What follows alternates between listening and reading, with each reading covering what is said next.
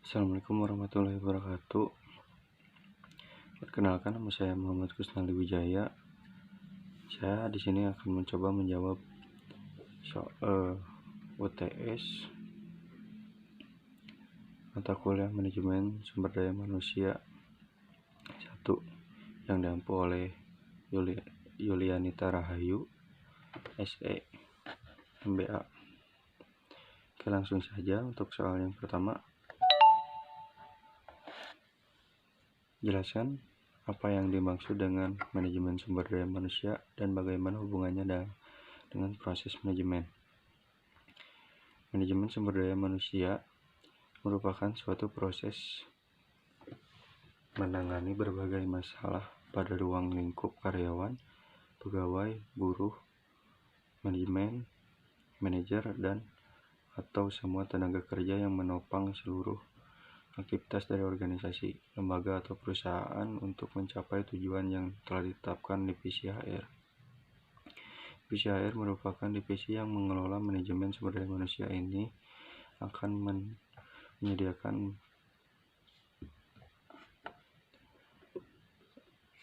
menyediakan pengetahuan tentang perusahaan, peralatan yang dibutuhkan, pelatihan, layanan administrasi, pembinaan, saran hukum, serta pengawasan dan manajemen talenta. Semua hal tersebut dibutuhkan demi mencapai tujuan perusahaan. Tak hanya itu, divisi ini juga memiliki tugas dan tanggung jawab untuk mengembangkan perusahaan dengan menerapkan seluruh nilai dan budaya perusahaan, dan juga memastikan bahwa perusahaan memiliki tim yang baik dan solid dan memahami pemberdayaan karyawan. Bagaimana hubungannya dengan proses manajemen? Karenanya, MSDM juga menjadi bagian dari ilmu manajemen yang mengacu kepada fungsi manajemen dalam pelaksanaan proses-proses perencanaan, pengorganisasian, staffing, memimpin, dan mengendalikan. Sesuai dengan fungsi MSDM, yaitu hal ihwal, staffing, dan personalia dalam organisasi, yang mencakup analisis tugas atau jabatan, rekrutmen dan seleksi calon tenaga kerja, orientasi, pelatihan, pemberian imbalan, penilaian, dan pengembangan sumber daya manusia. Karena sebagian atau seluruh tugas tentang penempatan personalia yang tepat untuk tugas yang tepat, orientasi, pelatihan, pemberian imbalan, promosi, pendisiplinan, serta penilaian kerja untuk perbaikan kinerja merupakan tugas setiap manajer. Maka skop MSDM mencakup seluruh tugas tentang SDM yang diemban oleh setiap manajer dan aspek manajemen serta sumber daya manusia demikian strategis dan demikian luasnya. Maka MSDM melibatkan banyak aspek, terutama dengan faktor-faktor lingkungan internal organisasi, diantaranya kekuatan dan kelemahan, serta lingkungan eksternal, diantaranya peluang dan ancaman. Tantangan manajer masa kini adalah merespon perubahan-perubahan eksternal agar faktor-faktor lingkungan internal perusahaan menjadi kuat dan kompetitif. Untuk soal nomor 2, berikan contoh mengenai bagaimana konsep dan teknik manajemen sumber daya manusia dapat berguna bagi semua manajer. Untuk yang pertama, yaitu melakukan analisis pekerjaan atau menentukan pekerjaan setiap karyawan. Yang kedua, merencanakan kebutuhan tenaga kerja dan merekrut calon karyawan. Yang ketiga, memilih calon karyawan. Yang keempat, mengorientasikan dan melatih karyawan-karyawan baru. Yang kelima, mengatur upah dan gaji atau memberikan kompensasi kepada karyawan. Yang keenam, memberikan insentif dan keuntungan. Untuk soal nomor 3, sebutkan dan jelaskan teknik-teknik perencanaan sumber daya manusia. Teknik-teknik dalam perencanaan sumber daya manusia diantaranya yaitu ramalan para ahli. Yang kedua, analisis kecenderungan. Yang ketiga, budget and planning analysis. Yang keempat, new venture analysis. Yang kelima, computer analysis. Yang keenam, statistical analysis. Untuk soal nomor 4, jelaskan bagaimana Anda melakukan sebuah analisis pekerjaan. Dalam menganalisis pekerjaan, terdapat beberapa tahap. Di antaranya tahap pertama, yaitu persiapan analisis pekerjaan, yang dimana di dalamnya yaitu identifikasi pekerjaan dan penyusunan daftar pertanyaan.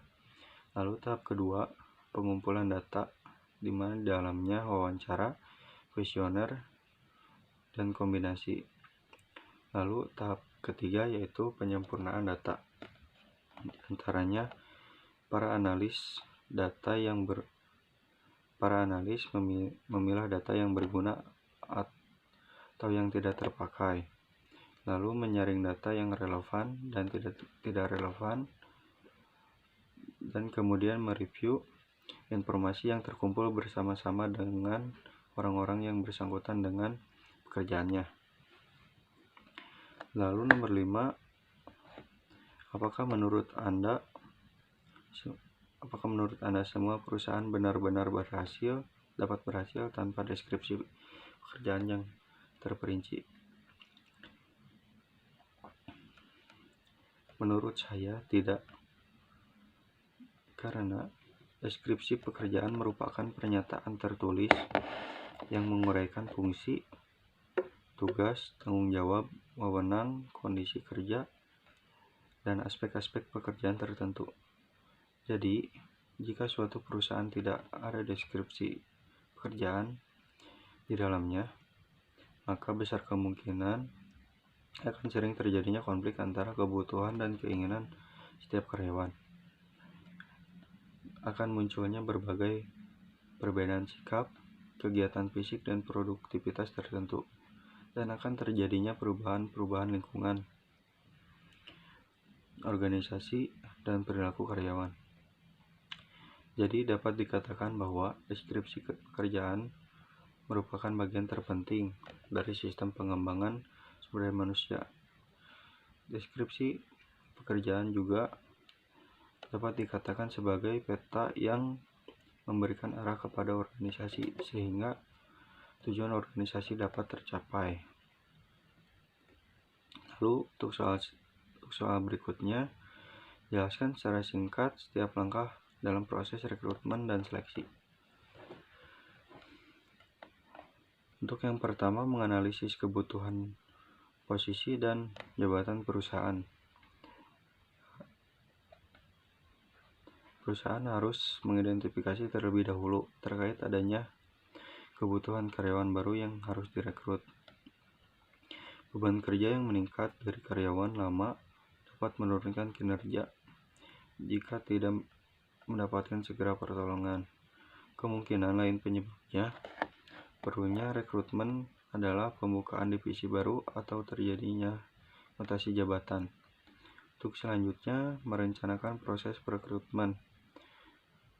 Proses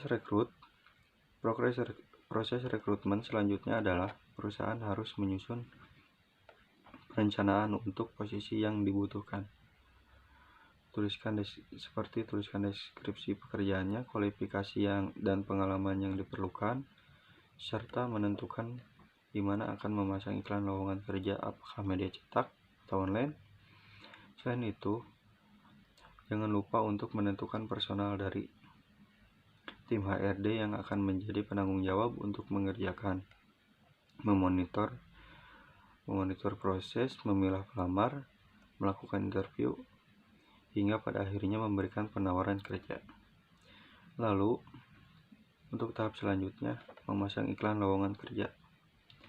Tim HRD dapat membuat pengumuman secara internal mengenai lowongan kerja untuk mendapatkannya dari SDM yang sudah ada.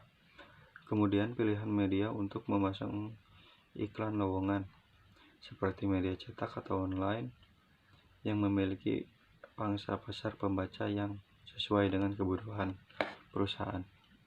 Selain itu, tim HRD juga bisa menggunakan jasa portal khusus pencari kerja seperti Jobstreet, Indojob, Karir.com, dan lain-lain. Untuk selanjutnya yaitu memproses lamaran kerja dan melakukan wawancara. Tim HRD dapat menggunakan telepon untuk melakukan wawancara singkat atau prawawancara untuk meyakinkan bahwa calon tersebut sesuai atau cukup berkualitas untuk diundang wawancara langsung. Informasikan kepada kandidat bahwa sebelum wawancara, mereka sudah harus mengisi formulir lamaran kerja, izin bagi perusahaan untuk melakukan pemeriksaan latar belakang, referensi, dan lainnya. Jika diperlukan, lakukan wawancara pada tahap kedua. Wawancara langsung tahap kedua setelah memeriksa latar belakang, referensi, dan lainnya. Untuk selanjutnya yaitu memilih kandidat yang sesuai dan membuat penawaran kerja jika sudah melakukan semua langkah di atas. Maka tim HRD siap untuk memilih kandidat yang sesuai dengan kebutuhan perusahaan. Kemudian persiapan penawaran dan kontrak kerja yang sesuai dengan posisi dan jabatan tersebut. Buatlah surat pemberitahuan dan ucapan terima kasih kepada para kandidat yang belum diterima bekerja. Lakukan langkah ekstra ini untuk membuat citra perusahaan baik di mata para pelamar. Pada saat memanggil kandidat terpilih, yang perlu dilakukan adalah menegosiasikan gaji serta tunjangan perusahaan seperti lembur, jaminan kesehatan, dan lain sebagainya. Jangan lupa untuk memberitahukan tanggal kandidat mulai bekerja, sehingga memiliki cukup waktu untuk menyelesaikan tugas di perusahaan yang sebelumnya. Untuk selanjutnya yaitu menerima karyawan baru. Akhir dari proses rekrutmen adalah menyambut karyawan baru perusahaan dengan ramah, karena impresi pertama yang baik akan menentukan hubungan kerja yang baik pula. Ajaklah karyawan baru untuk berkeliling dan perkenalkan dengan beberapa karyawan lain untuk membuat karyawan baru merasa diterima dengan baik. Untuk pertanyaan selanjutnya, nomor 7, untuk jenis pekerjaan apakah menurut Anda wawancara tidak terstruktur menjadi bentuk yang paling tepat? Jelaskan alasannya.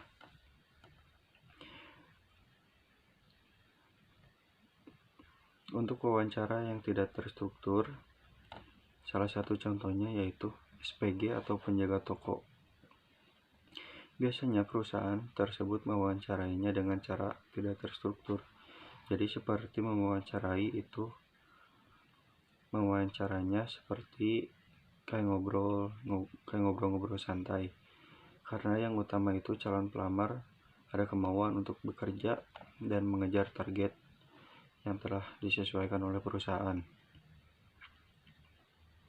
Tetapi dalam wawancara tidak terstruktur ini, meskipun seperti mengobrol biasa, tapi pihak HRD menanyakan ke arah yang seperti pencapaian apa sih yang harus dilakukan untuk kedepannya. Ya mungkin seperti itu. Dan untuk pertanyaan terakhir, jelaskan mengapa penetapan kebijakan kompensasi harus sejalan dengan strategi bisnis perusahaan. Kompensasi adalah seluruh imbalan yang diterima atau diperoleh oleh seseorang atau seorang karyawan atas jasa atau hasil dari kerjanya pada suatu organisasi atau perusahaan, di mana imbalan tersebut bisa berupa uang ataupun barang, baik secara langsung ataupun tidak langsung. Kompensasi berupa uang ini berarti bahwa pekerja tersebut dibayar dengan menggunakan sejumlah uang kartal atas pekerjaannya. Sedangkan kompensasi berupa barang, hal tersebut berarti pekerja tersebut dibayar dengan menggunakan barang tertentu atas jasanya. Istilah kompensasi ini sangat berkaitan erat dengan berbagai imbalan finansial atau financial reward yang diberikan kepada seseorang atas dasar hubungan kerja. Kompensasi harus sejalan dengan strategi bisnis perusahaan agar tujuan perusahaan tercapai. Jika tidak, maka tujuan perusahaan tidak dapat tercapai sebagaimana mestinya. Agar perusahaan dapat memantau pekerjanya supaya lebih rajin dan lebih disiplin dalam menjalankan pekerjaan. Penyesuaian bertujuan supaya sesuai dengan apa yang dikerjakan di bisnis. Mungkin sekian yang dapat saya sampaikan. Mohon maaf masih banyak kesalahan. Wassalamualaikum warahmatullahi wabarakatuh.